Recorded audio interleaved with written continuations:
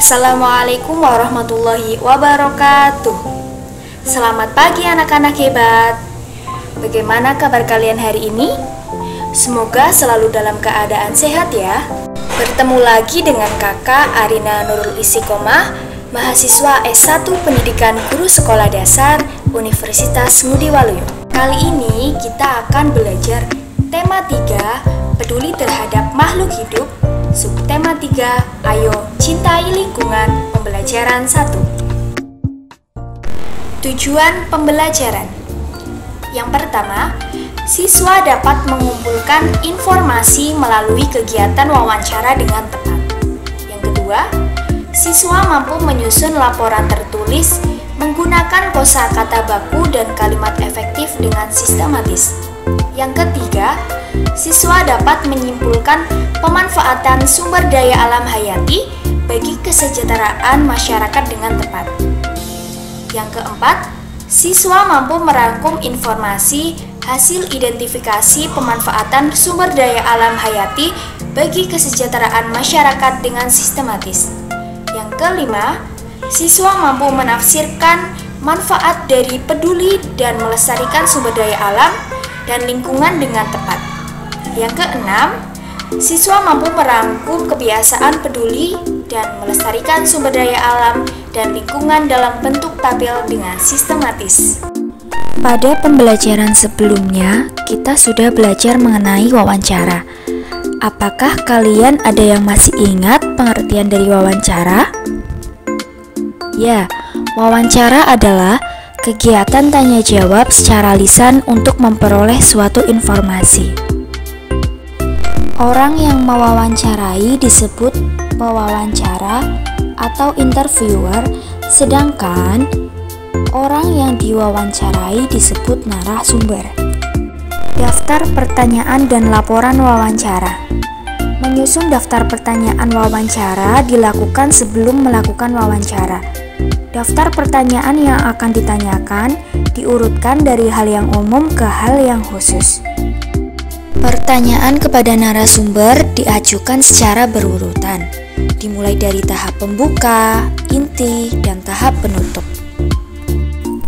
Mengapa harus membuat daftar pertanyaan sebelum wawancara dimulai? Ya, daftar pertanyaan disusun dengan tujuan agar wawancara dapat berjalan dengan lancar. Apabila wawancara dilakukan tanpa persiapan, apa yang seharusnya ditanyakan mungkin justru tidak ditanyakan saat wawancara berlangsung. Cara membuat pertanyaan wawancara. Yang pertama, menentukan tema atau topik wawancara. 2. Memperhatikan fungsi penggunaan kata tanya. Yang ketiga, menyusun pertanyaan wawancara. Kita sudah belajar cara membuat pertanyaan wawancara. Berikut ini merupakan contoh daftar pertanyaan wawancara. Dengan topik budidaya kerang mutiara. Narasumber, peternak kerang mutiara. Pertanyaan yang pertama, sudah berapa lama Bapak membudidayakan kerang mutiara? Pertanyaan yang kedua, apa saja yang diperhatikan saat melakukan budidaya kerang mutiara? Pertanyaan yang ketiga, bagaimana proses untuk memanen kerang mutiara? Dari contoh tersebut, apakah adik-adik sudah paham terkait dengan daftar pertanyaan wawancara? Kakak rasa adik-adik sudah paham ya? Setelah selesai mewawancarai narasumber, tentunya kita akan membuat laporan hasil wawancara. Berikut ini bagian-bagian laporan hasil wawancara. 1. Topik wawancara. Yang kedua, narasumber. Yang ketiga, pewawancara. 4. Waktu dan tempat wawancara. 5. Hasil wawancara. Dan yang terakhir, ada kesimpulan. Memanfaatkan sumber daya alam hayati. Makhluk hidup terdiri dari manusia, hewan, dan juga tumbuhan. Sapi dimanfaatkan daging dan susunya oleh manusia. Ini merupakan salah satu contoh pemanfaatan sumber daya alam hayati. Nah, berikut ini kakak akan menjelaskan keuntungan merawat hewan dan tumbuhan. Keuntungan yang pertama, Pohon mangga yang dirawat akan menghasilkan buah yang dapat kita makan. Keuntungan yang kedua, jika kita merawat ayam yang dirawat akan menghasilkan telur dan daging untuk diolah menjadi bahan makanan. Dengan merawat hewan dan tumbuhan, berarti kita telah mencintai lingkungan. Peduli terhadap kelestarian sumber daya alam dan lingkungan. Peduli terhadap pelestarian sumber daya alam dan lingkungan sekitar dapat dilakukan dengan cara peduli terhadap hewan dan tumbuhan. Hewan dan tumbuhan memberi banyak manfaat kepada manusia. Sudah seharusnya kita menjaga dan merawatnya. Di sini kakak punya gambar tanaman yang layu. Kira-kira apa sih penyebabnya tanaman bisa layu seperti itu, adik-adik? Iya, benar sekali. Tanaman itu tidak terawat. Tanaman yang tidak terawat mudah terserang hama dan penyakit. Tanaman akan terlihat layu dan tidak segar karena tanaman tersebut kurang nutrisi dan air. Jika keadaan tersebut berlangsung terus-menerus, tanaman tersebut akan mati. Tidak hanya tanaman yang tidak terawat yang akan layu, hewan pun jika tidak terawat mudah terserang penyakit. Misalnya, burung merpati yang sakit dapat menularkan penyakit ke makhluk hidup lain. Selain itu, kandang dari burung merpati yang jarang dibersihkan akan menimbulkan bau tidak sedap. Jika burung merpati didiamkan tanpa perawatan, maka burung tersebut akan mati. Berikut ini ciri-ciri hewan yang terawat dan yang tidak terawat. Hewan yang terawat memiliki tubuh yang tegak dan bergerak lincah. Sedangkan hewan yang tidak terawat tubuh cenderung lemas, lunglai, dan tidak bertenaga. Yang kedua, hewan yang terawat, bulu atau rambut terlihat bersih dan mengilat. Jika dipegang dan diusap tidak mudah rontok. Sedangkan hewan yang tidak terawat, bulu atau rambut terlihat kotor, kusam, dan rontok. Kemudian, hewan yang terawat, mata terlihat jernih dan terang, kemudian tidak keruh. Sedangkan hewan yang tidak terawat, mata berair atau bernanah sehingga terlihat keruh, bahkan tidak bisa melihat. Ayo amati gambar berikut.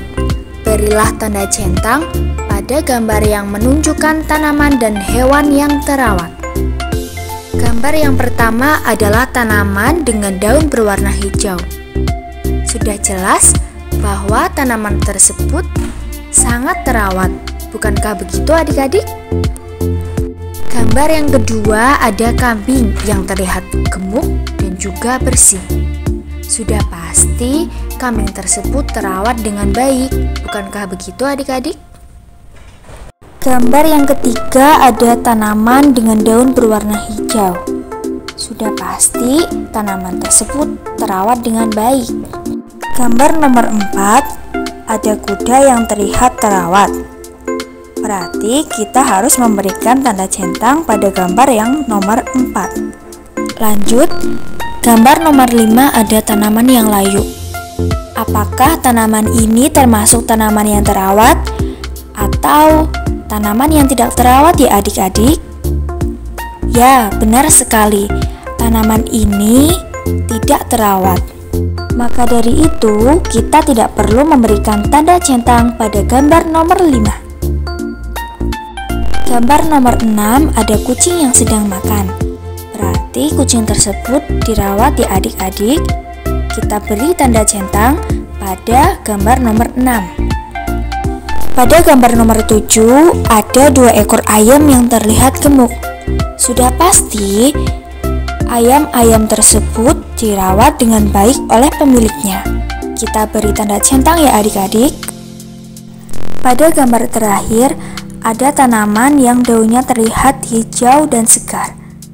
Sudah pasti kita centang ya adik-adik.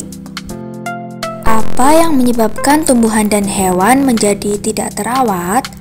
Ceritakan pula akibat kondisi tersebut terhadap manusia. Hewan dan tumbuhan menjadi tidak terawat disebabkan oleh manusia yang tidak peduli terhadap lingkungan sekitarnya. Mereka sibuk dengan aktivitasnya masing-masing sehingga lupa kewajibannya terhadap lingkungan. Sehingga hewan dan tumbuhan yang tidak terawat dapat mengakibatkan kematian tumbuhan atau hewan tersebut.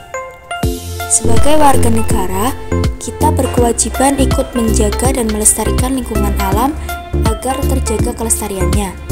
Caranya dengan membiasakan diri bersikap peduli lingkungan. Kemudian, mengajak teman dan anggota keluarga melakukan hal yang sama. Anak-anak, bagaimanakah pembelajaran hari ini? Menyenangkan, bukan? Kesimpulan, mencintai lingkungan adalah kewajiban setiap individu. Dengan menjaga lingkungan, kita akan memberikan hak orang lain untuk hidup lebih nyaman. Demikianlah pembelajaran hari ini, semoga bermanfaat dan sampai jumpa. Wassalamualaikum warahmatullahi wabarakatuh.